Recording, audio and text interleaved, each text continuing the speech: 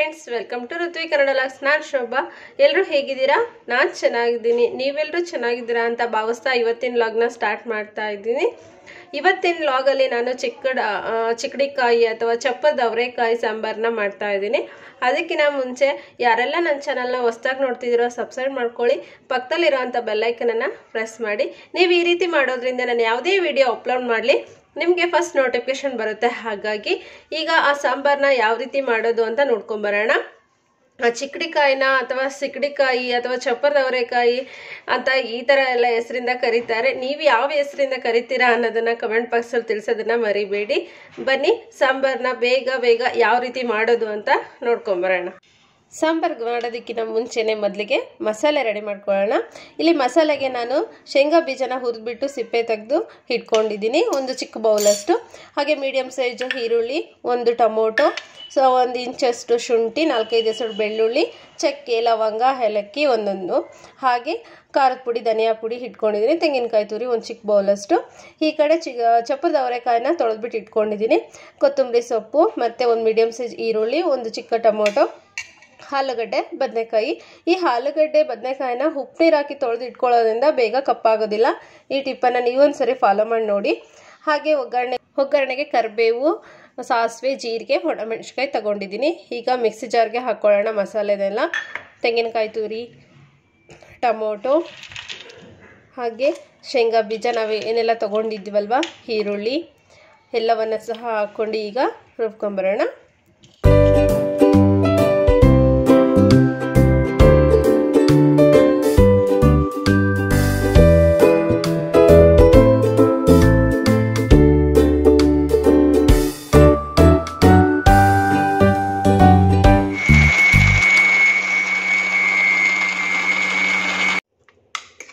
ನೋಡಿ, ಈ ರೀತಿಯಾಗಿ ರುಬ್ಕೋಬೇಕು. ಸ್ವಲ್ಪ ತರಿತರಿಯಾಗಿ, ತುಂಬಾ ನುಣ್ಣಗೆ ಇರಬಾರ್ದು.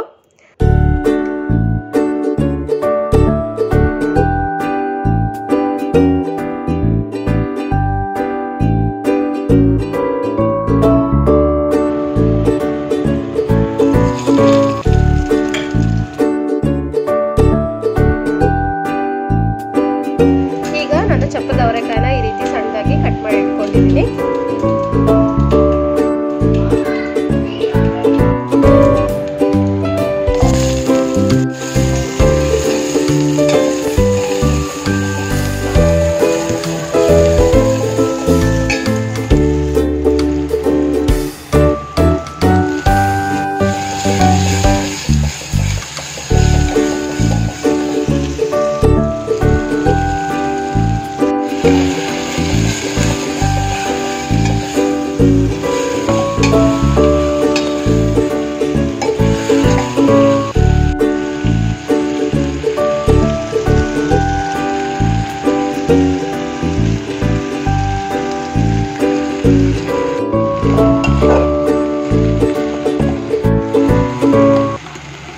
ಹಾಗೆ ಸಾಂಬಾರು ಮಾಡ್ತಾ ಒಂದು ಚಿಕ್ಕ ಮಿಸ್ಟೇಕ್ ಮಾಡಿದೆ ನಾನು. ಸಾಂಬಾರು ಕ್ವಾಂಟಿಟಿಗೆ ಸರಿಯಾಗಿ ನಾವು ಪಾತ್ರೆನ ಬಳಸಬೇಕಲ್ವಾ. ನಾನಿಲ್ಲಿ ಸ್ವಲ್ಪ ಚಿಕ್ಕದಾಗಿ ಇಟ್ಟಿದ್ದೆ. ಈ ಥರ ಮಿಸ್ಟೇಕು ನಿಮಗೂ ಯಾವಾಗಾದರೂ ಆಗಿತ್ತಾ? ಆಮೇಲೆ ಮತ್ತೆ ನಾನು ಪಾತ್ರೆನ ಚೇಂಜ್ ಮಾಡಿದಾಗ ಆಯಿತು. ಇವಾಗ ನಾನು ಮಸಾಲೆನೆಲ್ಲ ಆ್ಯಡ್ ಮಾಡ್ತಾ ಇದ್ದೀನಿ. ಆ ಮಸಾಲೆನ ಆ್ಯಡ್ ಮಾಡಿಬಿಟ್ಟು ಸ್ವಲ್ಪ ನೀರನ್ನು ಇಲ್ಲಿ ಆ್ಯಡ್ ಮಾಡ್ತಾ ಇದ್ದೀನಿ ನಾನು.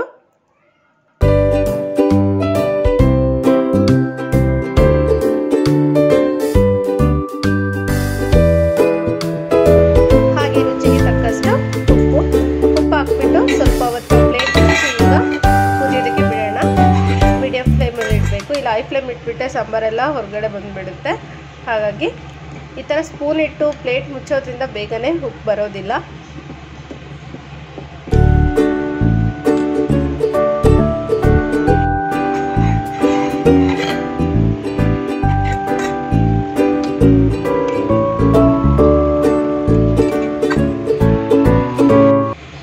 ಈಗ ಸಾಂಬಾರು ಚೆನ್ನಾಗಿ ಕುದೀತಾ ಇದೆ. ಈಗಿದು ರೆಡಿ ಆಯಿತು. ಮೇಲ್ಗಡೆ ಸ್ವಲ್ಪ ನಾವು ಕೊತ್ತಂಬರಿ ಸೊಪ್ಪು ಉದುರಿಸ್ಬಿಟ್ರೆ ಸಾಂಬಾರು ರೆಡಿ.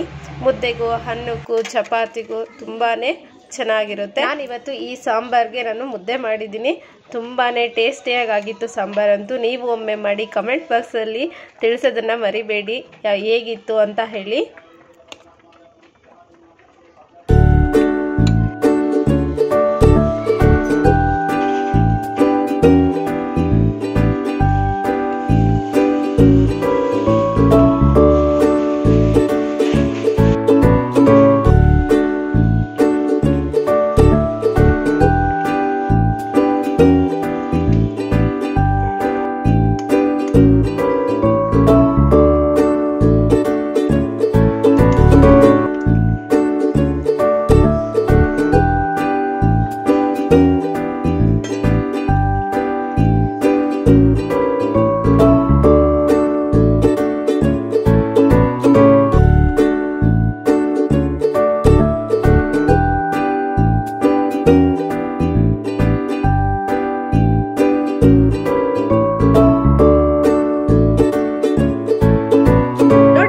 ಫ್ರೆಂಡ್ಸ್, ಚಪ್ಪದ ಅವರೆಕಾಯಿ ಸಾಂಬಾರು ಯಾವ ರೀತಿ ಮಾಡೋದು ಅಂತ ಹೇಳಿಬಿಟ್ಟು ತುಂಬಾನೇ ಟೇಸ್ಟಿಯಾಗಿತ್ತು ಚಪ್ಪದ ಅವರೆಕಾಯಿ ಸಾಂಬಾರು.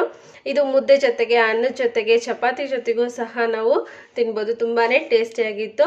ಈ ವಿಡಿಯೋ ನಿಮಗೆ ಇಷ್ಟ ಆಗಿದ್ದಲ್ಲಿ ಲೈಕ್ ಮಾಡಿ, ಶೇರ್ ಮಾಡಿ ಮತ್ತು ಕಮೆಂಟ್ ಮಾಡಿ. Thank you for watching and bye.